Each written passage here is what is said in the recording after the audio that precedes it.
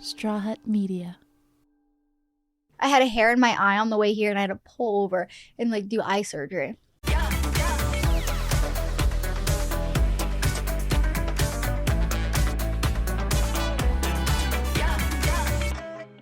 Hey guys, it's Jordyn Jones and you're watching or listening to the Jordyn Jones Podcast. I'm your host, Jordyn Jones, like we just said. We are going to be talking about some good advice today on this podcast because I've always been saying my advice and giving my 2 cents, my reaction to your guys' comments always. So today I asked you guys on my Instagram about the best advice you've received so that you can enlighten me, so that we can share it with the world. It's just going to be a good vibes kind of podcast today, which I feel like we all need. February, it's been gloomy in California and everyone's kind of slowly getting over their seasonal depression. And I feel like we just need a good, uplifting, positive, and enlightening podcast today. That's what we're going to be doing. And I do want to start it off by saying, not so much advice, but one of my favorite sayings and how I calm myself down from things. Everything happens for a reason. And I want to share a situation that happened to me last night, because I feel like sometimes when something is kind of going wrong, it could have prevented something really bad from happening. So I just want to share this. My friend Jada just randomly flew in from Tennessee and sent me a picture yesterday. And I was like, oh my God, I really want to see you. So the only time she had free was at night. And of course we could have gotten dinner or something. But I've really been wanting to see the movie Anyone But You. So we went to the movie theaters at City Walk. And I don't know, sometimes I've valeted there. I've parked, by the theme park. You've parked in, there's Jurassic, there's Curious George. It's Disneyland. There's 4 or 5 different parking lots. Her mom drove her and picked her up because her mom's in town and they rented a car. But I had to park. So we were watching the movie and it's 10 p.m. at this point, and I go back to my car, and I could not find my car. I get out of my car when I park, and I look at the signs. It's pink, and it says 1 or 3 or B or J or something. I just remembered it was pink, and I was like, oh, I'm not going to forget this. So I remember looking at it and going to take my phone out to take a picture of where I parked, and something in me was I'm not going to forget this. Then by the time the movie is over, I was the only person at City Walk with the security guard that I had to walk past 5-8 times. It was so embarrassing because I feel like he knew, because I couldn't find my car where I thought I parked it. So then I had to walk past him. I started walking towards the other direction and I was like, well, I didn't walk past any of this. So then I had to walk past him again, and I literally did it 4 times. He kind of started following me because I feel like he got weird vibes, or just making sure I was okay. So I'm calling my boyfriend. I'm on my Tesla app, honking my horn. I can hear it, but it's definitely not close. I'm way off. I was like, did I take the escalators up, down? What was I thinking about while I was walking? I get really distracted. I'm trying to retrace my steps.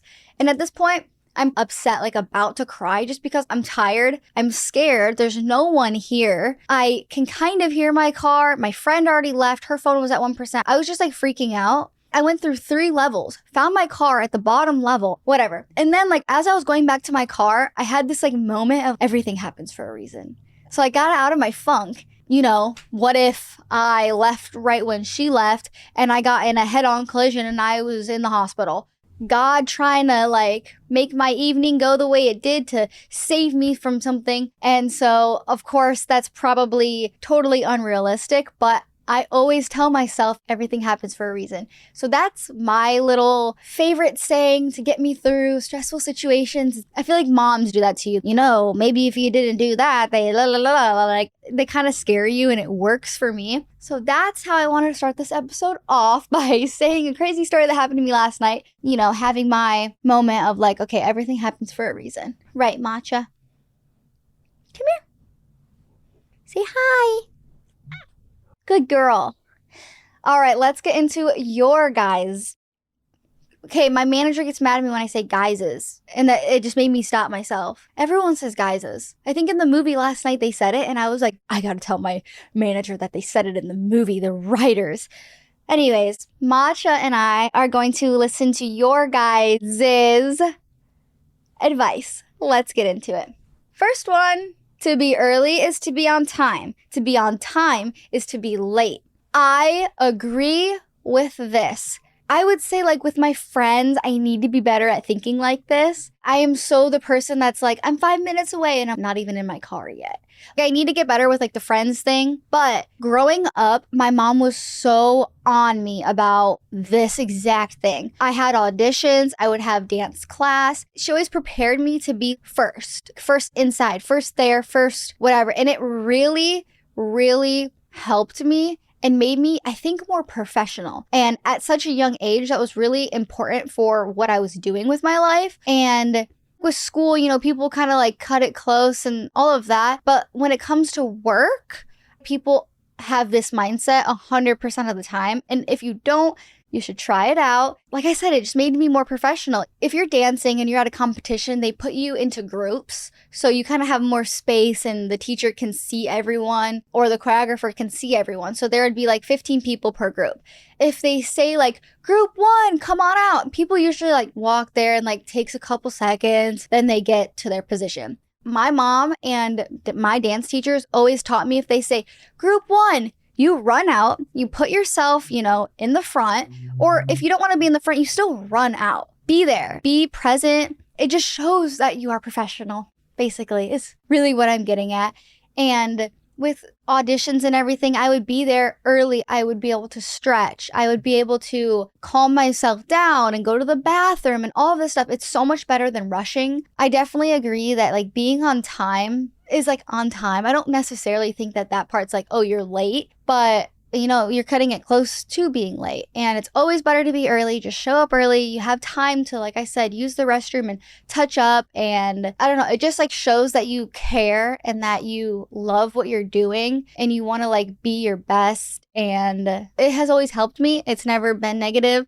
I remember one time we were running late. Well, we were going to be on time. But it was the most stressful couple minutes of my life because, you know, you have to get in and then you have to like change your shoes most of the times for dance. And there's like a check-in and you're waiting in line. And then by the time the class starts, you're still not checked in yet. So you're still there like early, but you're not inside. So it's just like a whole thing where I was like, I never want to do that again. It was so stressful. So, oh, Macha's playing with a little thing she found. She's just touching it. We're going to get the Macha cam rolling. Have you guys been liking that, by the way? If you watch it on YouTube, we get to show bits and pieces of my Macha cam. So this is what she's currently doing. She loves this little, I don't even know, zip tie she found. So yeah, I love that piece of advice. I think that's very important. I think my kids will learn that. And I just think that that is never a negative to be on time or to be early. All right, next one. If life doesn't go your way, you have to just keep moving forward. Again, everything happens for a reason. Kind of what I was talking about, you know, it wasn't going my way. I couldn't find my car. I was getting emotional. I was alone. I was scared. I was thinking like something could happen to me right now. I'm just like walking aimlessly in this parking garage. I couldn't even tell my mom this story because she doesn't even like when I go out to public anymore. She's afraid of certain things that you guys can probably pick up on. But I was just like scared because of things that my mom tells me. With anything, like sometimes relationships, you're with someone for so long and you feel like you have your whole life planned out and they break up with you or something, you know, happens. You kind of just have to keep going and moving forward because everything that happens does happen for a reason, like I said. So you just kind of have to have that mentality. And I feel like the people who don't have the everything happens for a reason mentality are just more negative and they sulk. If I did that, if I didn't have this, life I feel like would have like stopped me in so many places because so many things have happened to me. And obviously life comes at you. If you let everything get to you and let everything affect you and stop you from your dreams and your goals and your happiness and everything, then, you know, where would we be? Everyone has to just keep moving, keep it going, keep pushing. Honestly, just like try to have that mentality more. I know we already talked about this, but someone else said it, so it's true. Next one. Build on what you got, learn from what you lose. This is really good. I haven't necessarily heard this in this way, but you know, it's a pretty known, important thing in life. I feel like even with trying to start a business these days, people feel like they have to have certain things to do certain things. This saying is really important for starting something like that. Okay, what do I have that I can capitalize on to build, create something? Because I remember when I was trying to do like YouTube, well, I don't have this certain camera yet. I don't have this good lighting. I can't be a beauty guru because I don't have a vanity, or I don't have this certain makeup item that everyone else has. Then I like decided, okay, well, I have an iPhone, I have a lamp, and I have some makeup. So it's just like starting where you are and using the tools that you have. You have to start somewhere is what I'm trying to say.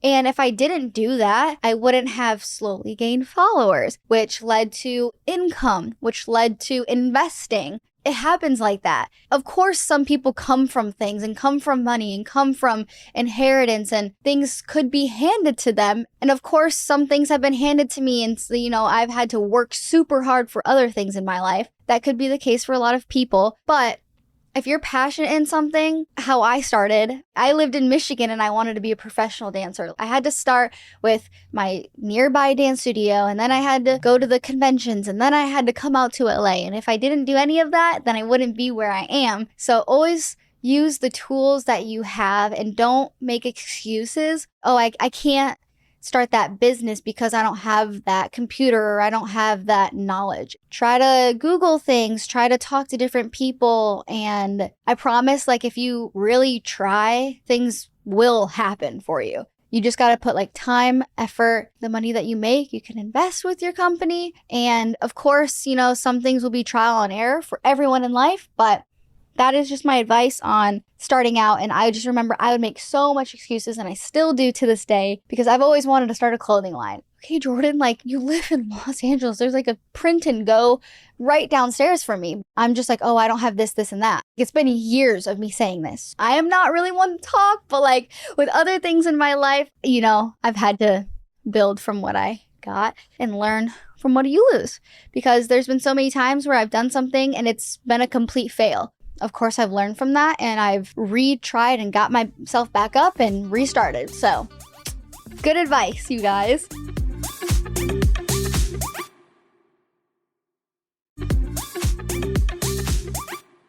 Never forget where you came from. Of course, so important. Everyone knows this, or everyone's heard it before.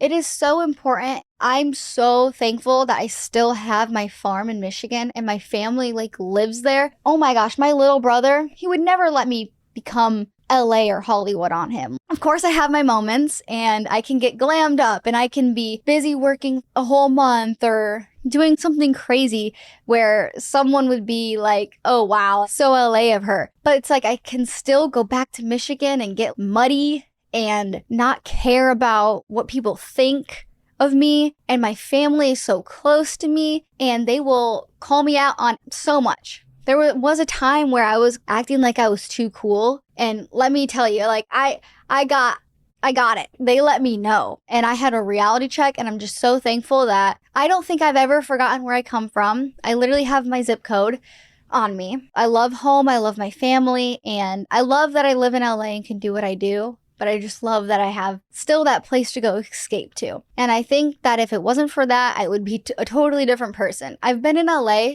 since I was 13. That's 11 years, almost 12 years. I would probably talk differently. I would laugh differently. I would dress differently. I'm literally in sweatpants and a crew neck right now, filming a podcast with my hair in a bun.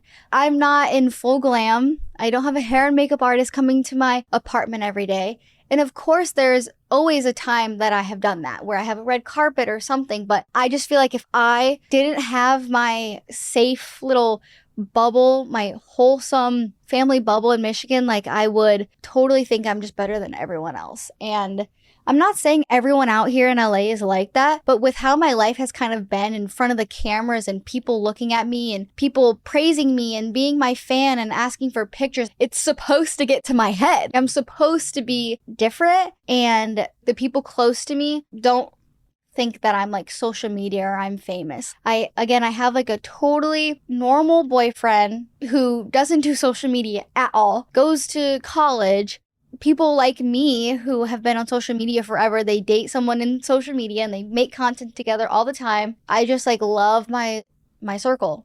I think that I haven't forgotten where I came from, and you guys should never forget where you came from either. Next. The path will automatically start appearing underneath your steps once you learn to love yourself. Wow, I love this. I think a lot of people also really talk about this when talking about relationships too. People are sometimes looking for love and really putting themselves out there. And it's always like when you least expect it. And when you start loving yourself, everything's like a magnet to you. I really find this to be true. You are almost unstoppable when you love yourself. It could take years. It could take therapy. It could take a crazy breakup for you to understand your worth. Or it could be someone really truly loving you, and in turn, you start believing it and you love yourself in a relationship. For me, I feel like it took me years and people in my life to really help me realize it. Now I feel like I'm finally at a point where I do love myself. I notice it when I stick up for myself. For a long time, I would let people in comments kind of get to me. When you love yourself and find yourself and you're confident in yourself and who you are to where you know things are wrong or incorrect or slightly wrong, and you're able to kind of acknowledge that and speak your truth and kind of stick up for yourself. Now, 24 years old, I'm kind of starting to do that, even if it's sometimes just realizing it and I'm not a confrontational person, so I'm not going to be like, don't say that to me. I'm not that person. I'll kind of just realize that's wrong and kind of take like mental notes. So I'm still like getting to a point where I'm able to be confident in speaking my truth. And that's like one thing that was on my like ins for 2024, but it's a long road to really get to a point where you are 100% loving yourself and confident and secure. And it takes some time. So if you're not there yet, keep working, keep trying, keep telling yourself, fake it till you make it, look in the mirror and really speak it into existence. So try that. The path will automatically start appearing underneath your steps once you learn to love yourself. I just wanted to read it again because it's important. I haven't heard it exactly like this before, and I really like that one. Again, it's very true. It's a very true statement. Next one, don't let people take your kindness for weakness. Yeah, still learning this one. It's very true. I will take that advice. And I can't really give advice on this one, but I'll just let you know that I'll be keeping that one in my back pocket. Next one. I love this one. I have never heard it, and I think that it is such a beautiful piece of advice. Don't chase butterflies. I chase butterflies. Create a garden with beautiful flowers, and they'll naturally come to you. That's so 100% real. That's such a no-brainer, but I be out here chasing the butterflies. But this made me really realize, wow, that's really true. I think that is such good advice. Again, I feel like this is with the loving yourself thing. If you are saying these nice things about yourself and you're really believing it and you're really secure, then it's basically the same piece of advice, but it's just in a different way. And sometimes I need to hear things in multiple different ways to really understand it.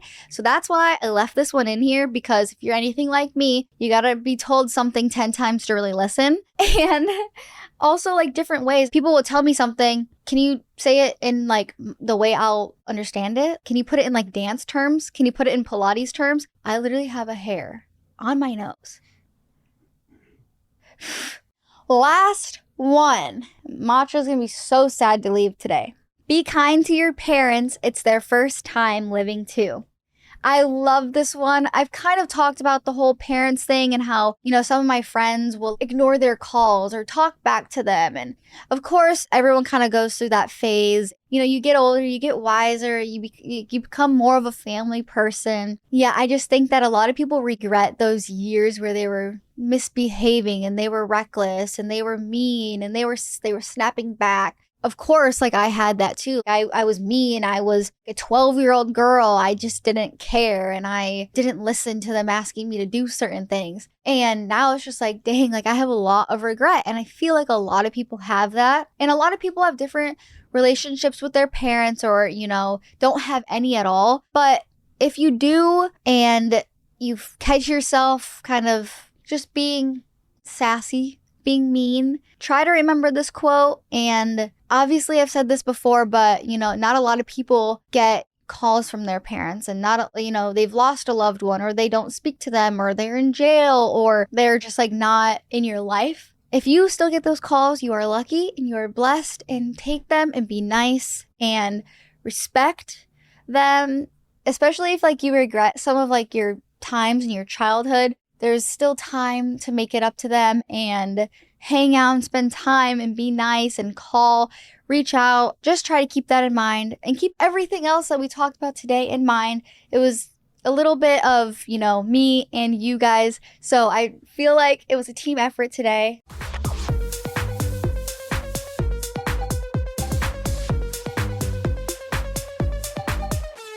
Thank you guys again for sending in your advice. I would love to do this type of episode again in the future. So if you guys liked this kind of way where you guys are kind of being more involved, let me know. I would love to do it again. And if you guys enjoyed it, make sure to give it a thumbs up, add us to your Spotify and Apple playlists, and also check out my Twitch stream. I've talked about it before, but I play Fortnite and I have a PC and a face cam and everything that's set up, or literally about to be set up. There's a whole flood in my bedroom, so I really can't do it yet. But by the time this episode is out, go check out my Twitch, and I will see you guys next Wednesday with a new episode.